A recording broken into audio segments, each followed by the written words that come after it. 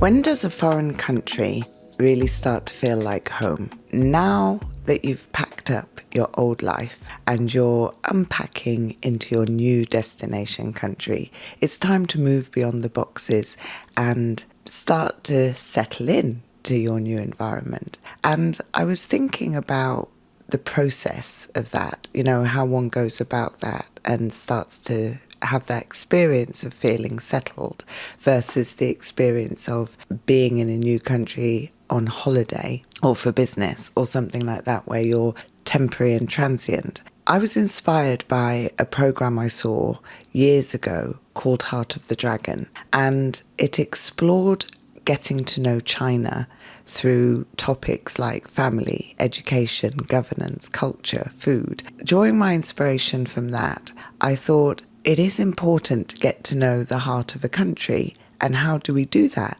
So I want to touch upon 6 pillars in today's episode and kind of talk you through the topics that I think really are an access to feeling settled and getting to the heart of the country you're in. So let's start with food. Food is the gateway to culture, and people say food for the soul. So the way to someone's heart is through the stomach. So local food and food traditions are typically what you first encounter when you move to a country. And one of my favourite things to do when I move to a country or even visit a country, which sounds really random, is to go grocery shopping, because you learn a lot from just experiencing a supermarket, from discovering the types of food that they eat and discovering whether or not you're going to find the type of food you like to eat and what adaptations you might need to make. So that's just something I enjoy, but it does make a difference to getting to know a place. And also, when you eat out and share a meal with people, it's a great way of breaking the ice and feeling a bit more comfortable in an environment that you don't know so well yet. Language. I think of language as the bridge to belonging. Now, they say actions speak louder than words. This is very true. But also, I think it's true to say words open doors and miscommunication closes doors. So having some language of the country we go to, I think can really make a difference. Even if it's simple words like greetings and acknowledgements, it goes a long way and shows a lot of our interest in the country we're in. So I think it's very much appreciated. Also, knowing a few words is another way of breaking the ice. Learning a few key phrases also helps break barriers. And even when you're in a country where technically the language is the same as the language you know, so even here, like living in the US where everybody speaks English, just like everybody speaks English in the UK, it has led to many miscommunications or subtleties where there's room for misunderstanding. And so that can often lead to a lot of humour and even to connection.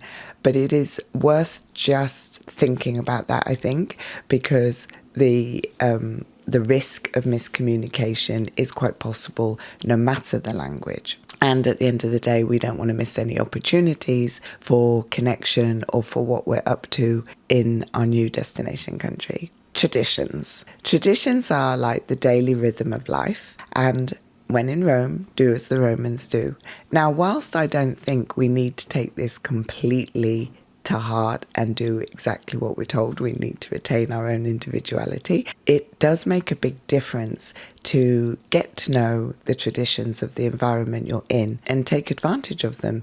In America, for example, they have many more one-off holidays, like one-day holidays throughout the year. And these are opportunities to meet with people, to do things, to understand why they have a holiday, to learn about the history. So discovering things like that can make a really big difference. Like Thanksgiving here is truly special, and we don't celebrate Thanksgiving in England. So participating in that also is an access to getting to know people, getting to know the country, and getting to know how to really participate, I suppose, in what people take locally for granted, but is new to you. relationships truly are the root of connection, and there is opportunity on a daily basis to relate to someone else. How we interact and relate to each other really does make a difference to how we settle into a country,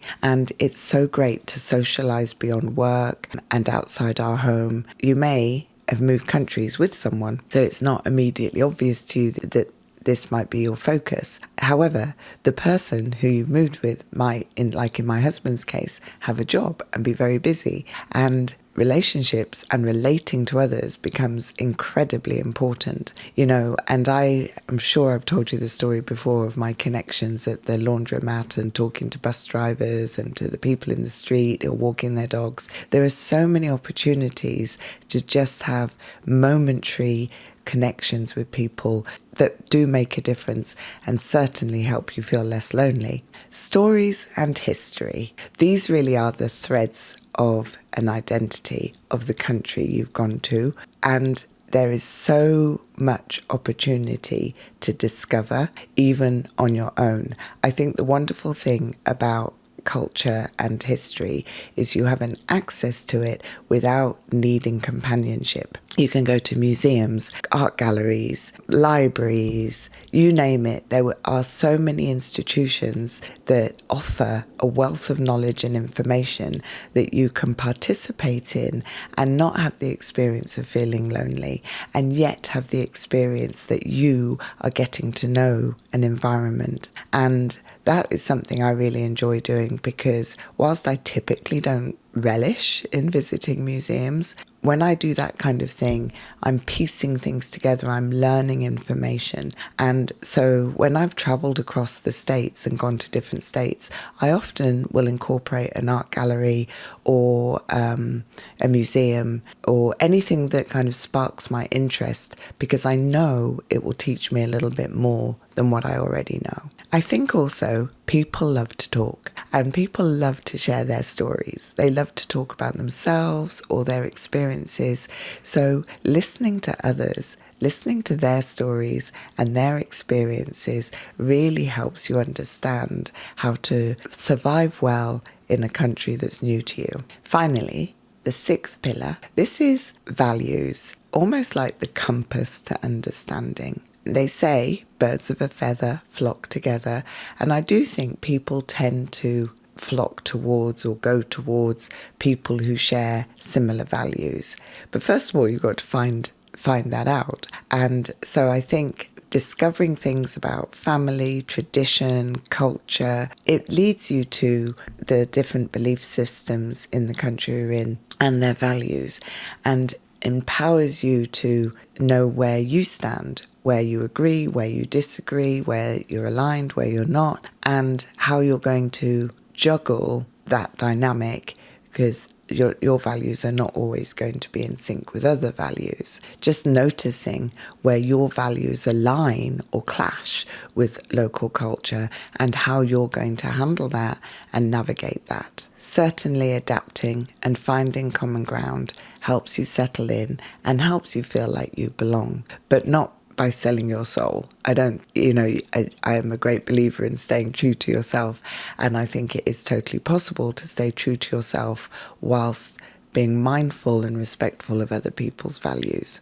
even when we don't agree. So when does a foreign country truly feel like home? Perhaps using these pillars will be a useful access to you in feeling at home, feeling settled, and naturally meeting people without it being like a big effort. And sometimes even doing something like starting a job or a hobby, those kind of things give you access to getting to know people and getting to know culture and having you be part of a community. So I'm curious, which pillar resonates most with you? Anyway, I'm interested in hearing from you. Drop me a line on Instagram at Moving Countries 101 or leave a review. I'd love to hear from you. And as always, thank you for listening. Thank you for joining me.